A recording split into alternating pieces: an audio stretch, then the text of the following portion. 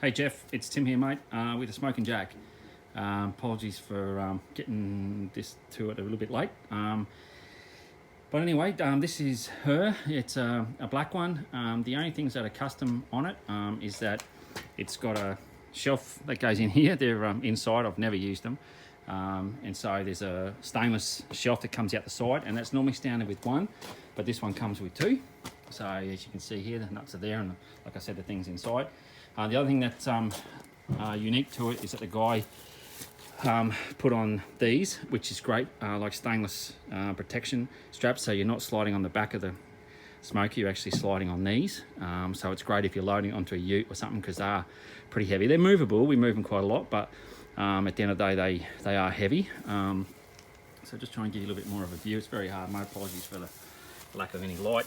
They've got the two vents that are here, one on either side. This is where these two casters at the back are ones that are busted. Get it to spin around a little bit. So basically just the lock on them has gone, and like I said, the guy said to me, we wanted to know what colour it was, and then said basically, oh yeah, he thinks these ones must have had not very good locking mechanisms. So anyway, I just stick a piece of timber or something under there, but both the back ones don't lock, otherwise they roll fine. Two temperature gauges has come standard with it.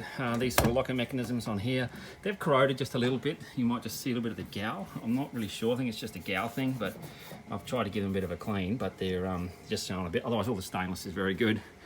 Inside, I fill this full of sand, and I run in the middle here a pan with water. If you put all water in like it's designed to, you end up steaming your meat something chronic. Don't do it.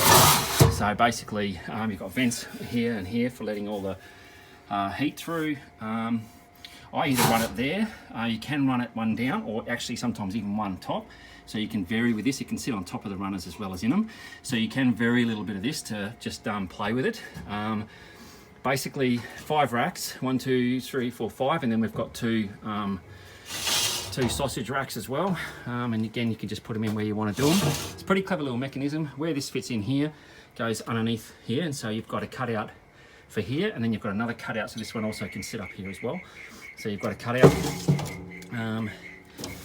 They're all good, mate. We keep it clean. It's just been used, obviously, but we keep it all clean, and we never let food on any of the grates and stuff like that. So it's all still very clean. We clean the grates after every use. Firebox. This one's run an aluminium method rather than a snake, because sometimes you just want to get more heat. And I found that the snake method, you're quite restrictive on how hot it can get, whereas you can run this as hot as an oven if you wanted to. And so it gives you a lot more control. I use the Robo Turds from Firebrand. Just lay them out, and then basically take the top run off here, bunch of heat beads, maybe half a chimney full, straight in, fruit woods going in here. And actually what I end up doing is I pull it out and just throw lumps of pecan in while it's going. These things sort of work.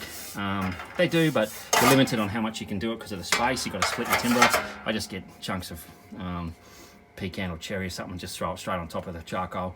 Do that every half an hour or so, and she just smokes away quite fine. And underneath for catching your ash. So they sit in there. Good rope gaskets on all of these. It's so well built compared to all the rest of my smokers. It's by far the best engineered one I've got, but it's just not as popular going out. So basically that's it. The way the chimney works, it's almost too efficient, this cooker. Basically you end up having that open about like that, and about maybe 2 or 3 mil on each side, and that'll sit around your sort of 250, 275 mark. You'll get a bit of variance top and bottom until all the water goes in the water pan, but I'll run you through all that sort of stuff. But it cooks so well. I mean, because it's insulated, I think it cooks meat better than any cooker I've got. It's just a little bit fussy, and so, because it's very efficient, so you just got to play with it and learn how to use it. Shop Hyde at one time, the guy didn't like it because he had a big exhaust fan running, and he had it here, and basically he would have this shut, and it would still suck so much there that the fire would just keep sucking oxygen in, and he couldn't keep the temps down. He was running 300s all the time, and he wanted to do 225. So it's almost too efficient, but it's perfect. You can take this off.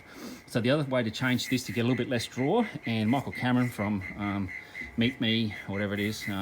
He runs one without it, and he just puts this, undoes these, pulls this off, puts that on there, and just runs a very short draw.